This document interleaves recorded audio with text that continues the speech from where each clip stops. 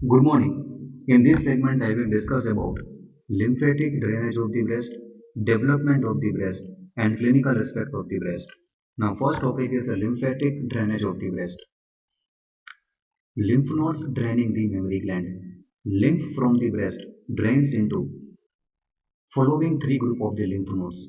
First is axillary group of the lymph node present in the axilla. It includes anterior, posterior, central, lateral, and apical group of the lymph nodes. So these five set they represent axillary group of the lymph nodes. Second one is parasternal or internal mammary group of the lymph nodes. And third group includes posterior intercostal, supraclavicular, cephalic, subdiaphragmatic, and subperitoneal lymphatic plexus or lymph nodes. So these are the lymph nodes draining the mammary gland. Now second heading is lymphatic vessels. Lymphatic vessels are classified into superficial and deep lymphatic vessels. The superficial lymphatic vessels drain the skin over the breast except nipple and areola. Deep lymphatics drain the parenchyma of the mammary gland and nipple and areola. Now lymphatic drainage of the parenchyma. 75% of the lymph from the breast drains into axillary group of the lymph nodes, that is anterior, posterior, central, lateral, and apical. Most of the lymph from the breast drains into anterior group of the axillary lymph node. From it, it may pass into posterior, it may pass into central, and ultimately all the lymph from the axillary group they will drain into apical group of the axillary lymph nodes. There is a presence of subareolar lymphatic plexus of the SEPI beneath the areola, and that plexus will drain into anterior axillary group of the lymph nodes.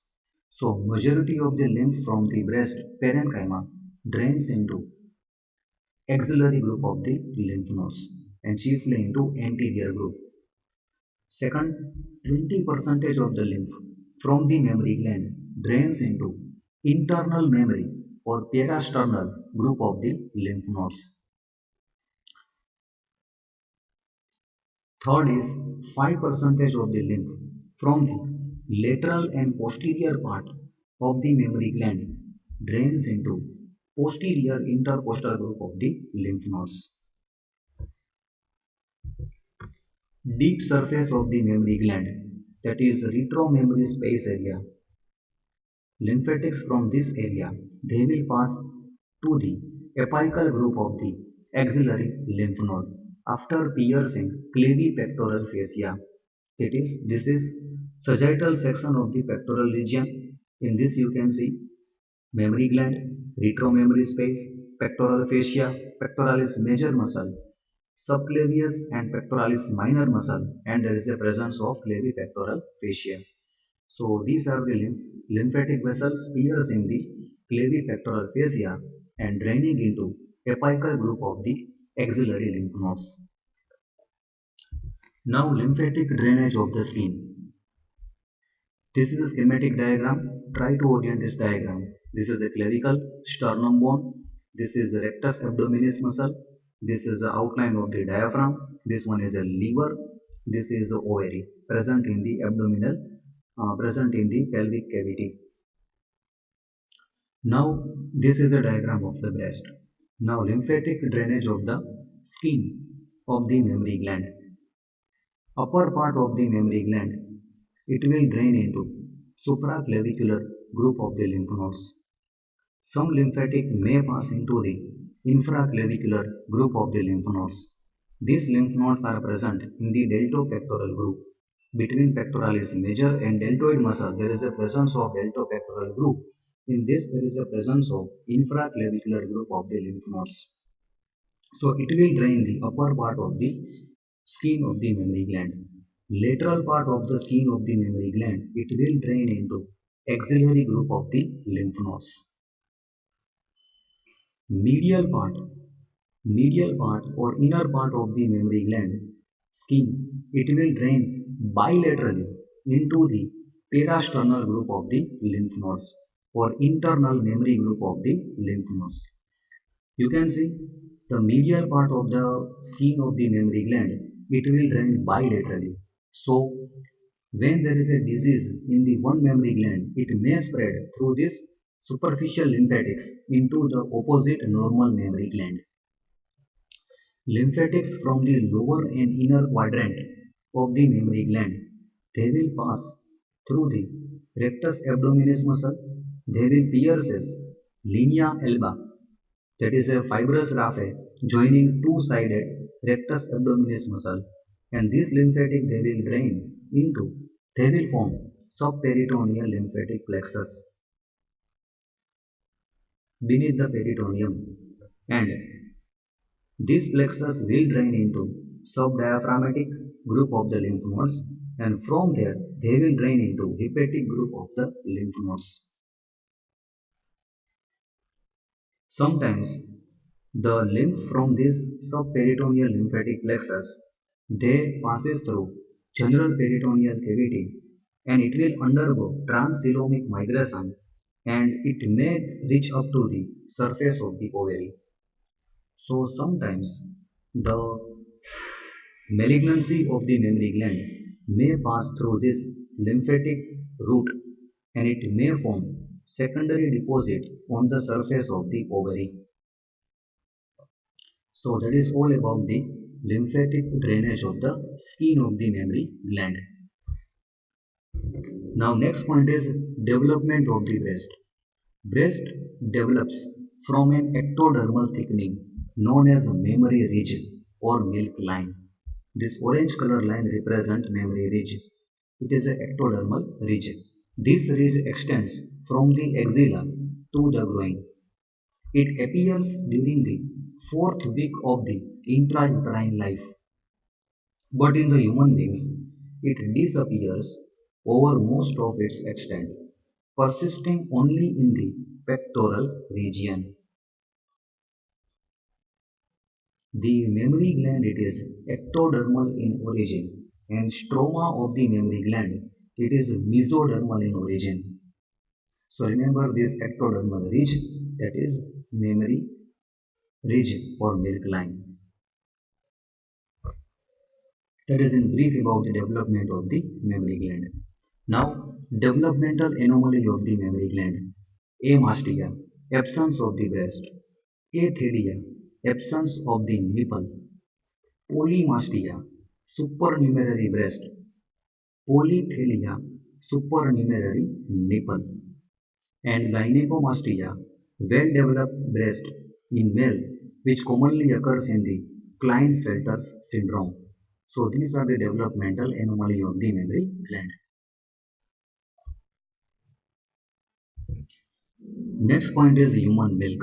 Human milk it is composed of 88% of the water, 7% of the lactose, 4% of the fat, and 1% of the protein, that is albumin and casein. And ions are also there: calcium, phosphate, sodium, potassium, and chloride. Vitamins and IgA type of antibody. This is composition of the human milk.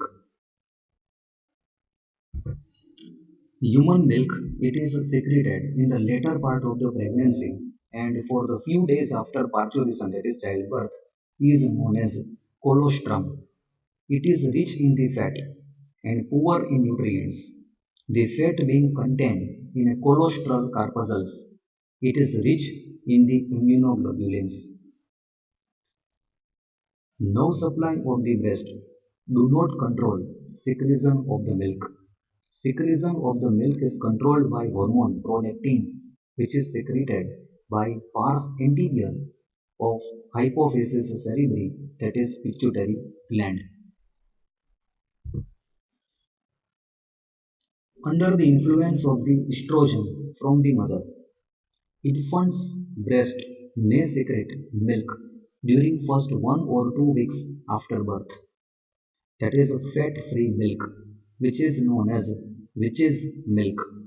It is known as witch's milk. Lactation in the mother. is active for about 5 to 6 months after delivery or childbirth or parturition. Then it diminishes progressively so that infant is normally weaned about 9 months of the age. Now last point is applied anatomy of the breast. First is abscess. Abscess may also form in the breast. It may require incision and drainage. Incision into the breast are usually made radially to avoid cutting of the lactiferous ducts. This point is very important. Whenever there is a need to do incision and drainage of the abscess from the breast, incision usually made radially to avoid cutting of the lactiferous ducts. Now next point is important. Breast it is a frequent site for the malignancy that is known as carcinoma of the breast. It is most common cancer in the female of all age groups. Breast lump that is a tumor. It may be mobile or fixed. It may be soft or hard or it may be solid or cystic. It is most frequently seen in the postmenopausal woman due to lack of the estrogen. Confirmation of the diagnosis of the breast malignancy can be made by FNSA, that is fine needle aspiration cytology, mammography, or ultrasonography. These are the investigating procedure for the diagnosis of breast carcinoma. One of the signs of the breast carcinoma is retraction of the nipple. Nipple it is somewhat projected in normal breast, but it is retracted in case of the malignancy. Malignancy can be benign or it can be malignant. Benign means it is localized. Malignant means it can be metastasized to the other organs. Benign malignancy, they are mainly soft in consistency. It is mobile. And whenever there is a malignant lump is there, it is mostly fixed. It is hard and solid. Cancer cell may infiltrate suspensory ligaments of the Cooper and breast then can then become fixed. Contraction of the suspensory ligament of the Cooper can cause retraction or puckering of the skin of the breast. Infiltration of the lactiferous duct and their consequent fibrosis can cause retraction of the nipple. Retraction of the nipple is caused by infiltration of lactiferous ducts. Now, one of the most important one mark question. Obstruction of the superficial lymphatic vessels by cancer cells may produce edema of the skin of the mammary gland. It will give rise to appearance like that of the skin of an orange. That is known as PUD orange appearance. So PUD orange appearance is due to obstruction of the superficial lymphatic vessels of the skin of the mammary gland. Now next is metastasis of the carcinoma of the breast. You can see this diagram. Medial surface of the breast, it will drain by parasternal group of the lymph nodes bilaterally. So cancer of the one side of the breast may metastasize to the other side by the communication of the superficial lymphatics. Because of the communication of the lymphatic vessels of the mammary gland with those of the lymphatic vessels present in the abdomen, cancer cell may spread to the liver or cancer cell may spread to the surface of the ovary and they form secondary deposit on the surface of the ovary that is known as Krankenberg tumor of the ovary. So this is the metastasis or we can say spread of the carcinoma of the breast. It may spread to the normal side. It may spread to the peritoneal cavity. Apart from the lymphatics, cancer cell may spread through the veins. This is a diagram of venous drainage of the breast. So, veins draining the breast, they are communicated to the internal vertebral venous plexus present in the vertebral foramen. So, cancer cell may spread through these veins. So, it may produce secondary deposit within the vertebra also. So, that is the mode of metastasis of the carcinoma of the breast. That's all about the mammary gland.